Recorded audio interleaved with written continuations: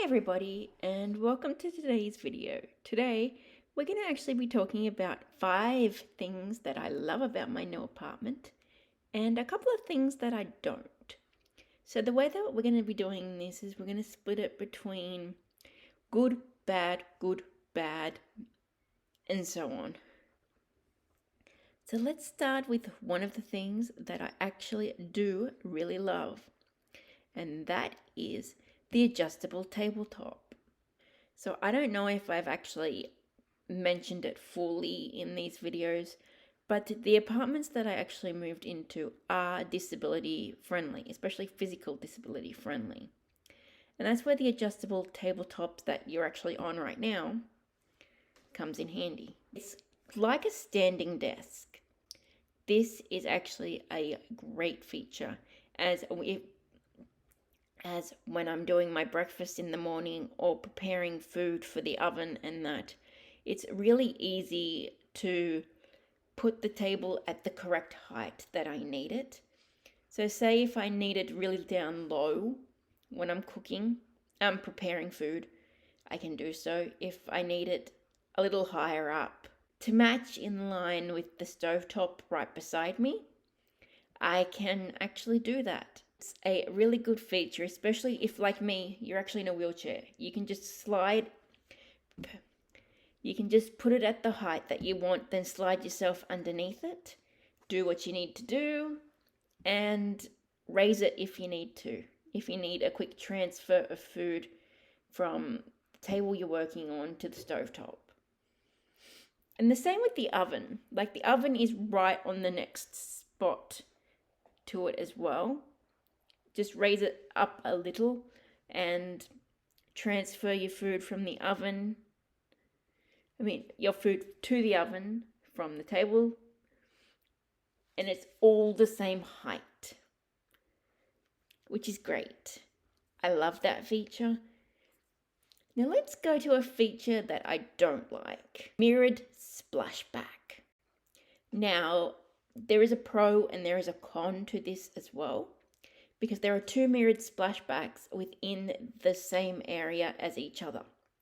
One is next to the stovetop. The other is actually in the laundry section on the opposite side of the wall.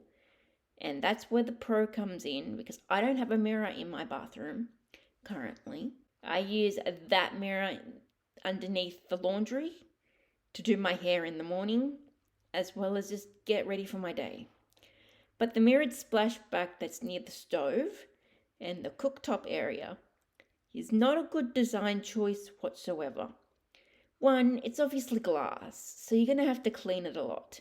And I can't stand for a long period of time to actually clean it. I have to send feedback back to the company who's actually doing these, because this is a stage 2 development of 4 stages. So hopefully if I can manage to put it in writing and go, hey, it's a good feature, but for someone with a disability, cleaning a mirrored splashback as often as you'd probably have to is a nightmare.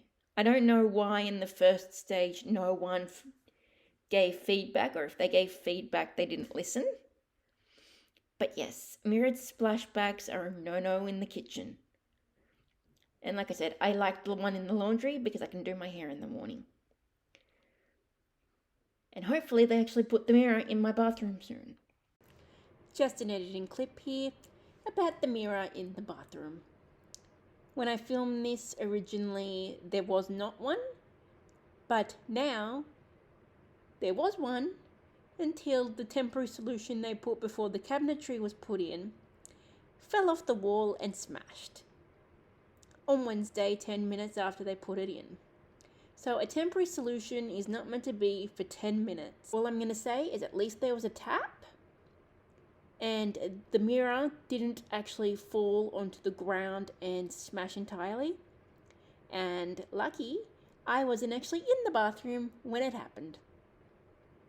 So yes, and my week has not been great, and I'm not superstitious, but I think The 7 years bad luck thing may have already started, and we're not going to go into that. Anyway, let's go on to Pro 2, which is I can actually get into my, backyard, courtyard. I've been spending more days out in the sun when it's not raining these days than I ever did when I was ever living with my mum. It was random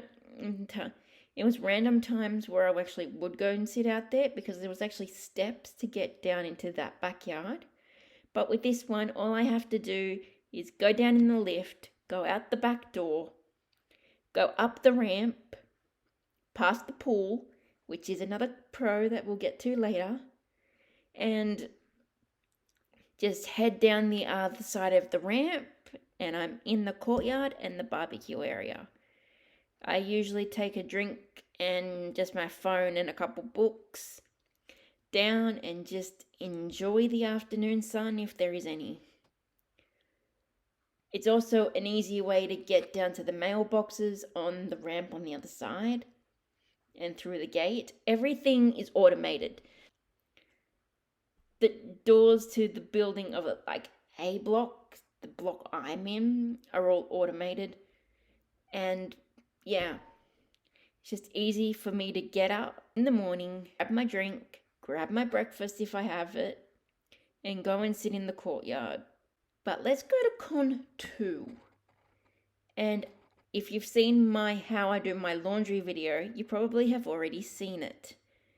My wardrobe. I really do not like the system they put in within the disability apartments to actually use it properly. Because you have to reach up through your clothes and find the handle that they installed to pull the railing down. And when you've got clothes on it, it's hard to see where it's going to land in general. But if it's got clothes on the rack, if you're positioned a certain way, especially if you're in a wheelchair, it all comes down on top of you. And yet again, this is something I've put in my feedback that I'm going to be sending them off, because the apartment owners and that thought it may be a problem as well. So yeah, that system really annoys me. I don't necessarily like having my clothes coming down on me like it's a raining avalanche. But what are you going to do? So now let's go to Pro 3, and that's the pool. It is currently the end of June when I'm filming this, and it's currently winter here in Australia, right? So you don't much have an opportunity to go in the pool. And because it's an outdoor pool, it does have some cons on it, and it does have some cons as well. But the fact that I've actually got a pool I can use without having to travel probably an hour away, now that I've moved far away from the pools I used to go to, I can actually use that during the summer. Guaranteed, like I said, it's outdoors, and if it rains during summer and spring, then that's not an option. But it's a beautiful pool. And there's also a little section for the little kiddos on the opposite side of the pool space.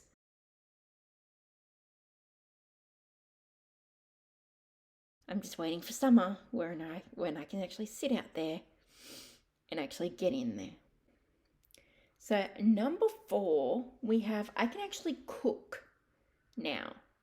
I've already said this in part 1 about the tabletop being like a standing desk.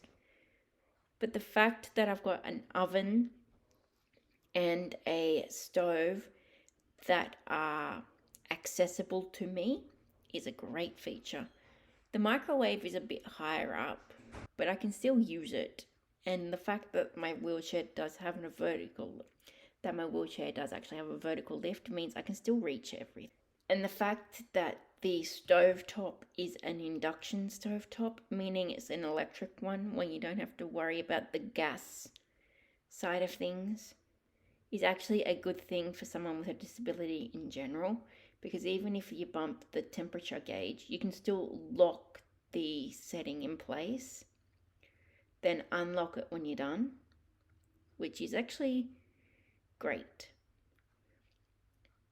The only thing with the stovetop that I don't like is that the cupboards, that the drawer cupboards that they put in are directly underneath it, so I can't roll in under it. But the fact that I can still use it is a good thing. So yes, those were something that's not entirely 5 things because I can't actually think of a 5th at the moment. So thank you for watching this video. I shall see you next week. Bye everyone.